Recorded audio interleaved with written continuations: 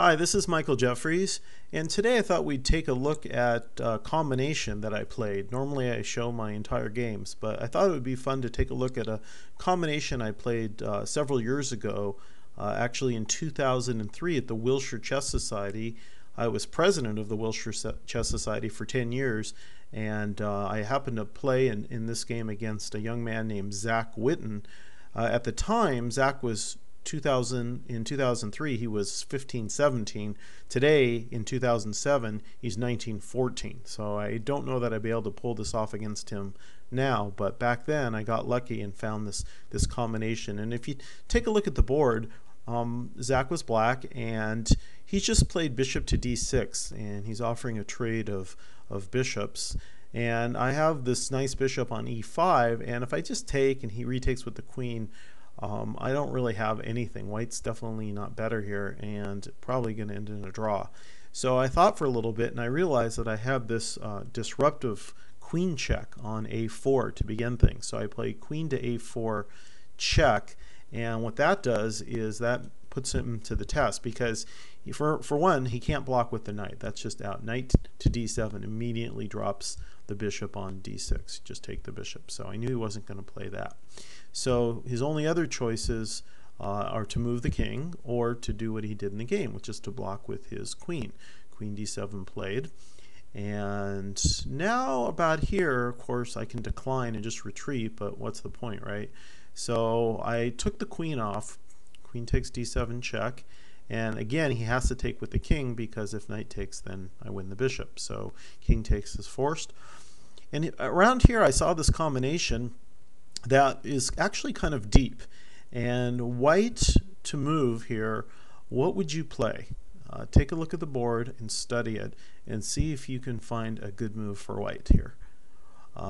Well, the move to play here, I don't know if you came up with this, was to begin the combination is bishop takes bishop on d6. That was the beginning of the move, because you need to get the king to the d6 square. That's how you start it. And the idea is now, after king retakes, you've got this possibility of the pawn on e3 advancing to e4 with tempo, and then going to e5 with a fork. Now you'll notice I've highlighted with red arrows, black has a lot of control over e4.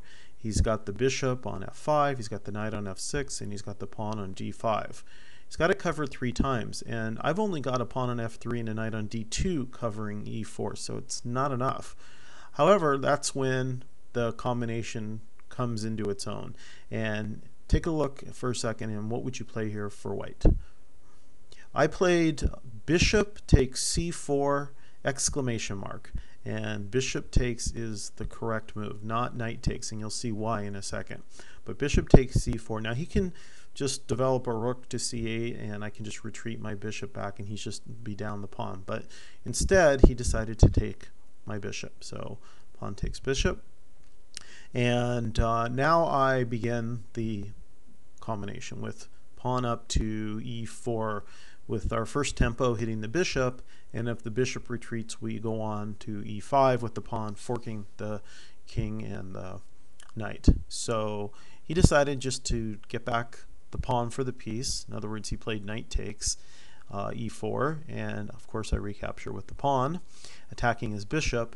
And after the bishop dropped back to g6, now the c4 pawn is hanging, and I'm able to take that because it's check. And that's why you want to end this combination with the knight, and you have to start it with the bishop, because at the end you need knight takes check, otherwise the e4 pawn would drop. If it wasn't check, if it was just bishop takes c4, then he'd have bishop takes e4, regaining his pawn. But this is check, so he has to move the king, and after king e7 I just drop back to d2, guarding my e4 pawn. And now I've won a nice center pawn, and it's a pretty good advantage in this position to have that extra pawn. I'll just show you the rest of the moves for completion's sake. Black played e5 here, attacking my center.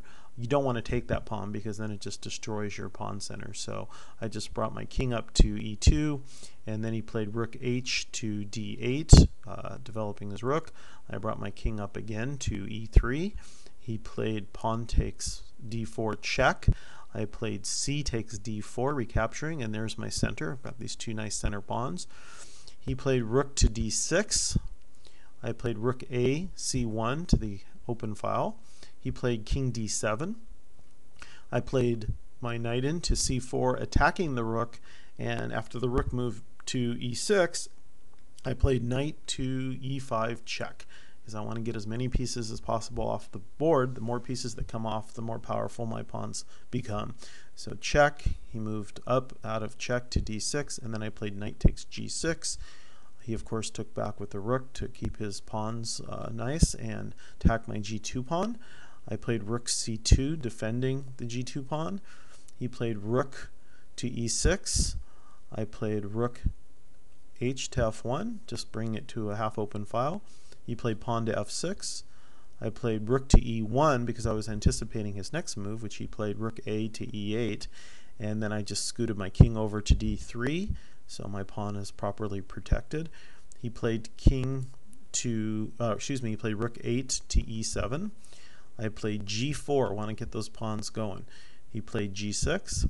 I played pawn to B4, getting all my pawns marching forward. He played pawn to F5. I played G takes F5. He played G takes F5. And now I played pawn E5 check, and unfortunately for Zack, he made the wrong move here. King D5 double question mark, and do you see it? Yes. Rook to C5 is checkmate. And that was my combination against Zack Witten at the Wilshire Chess Society in 2003.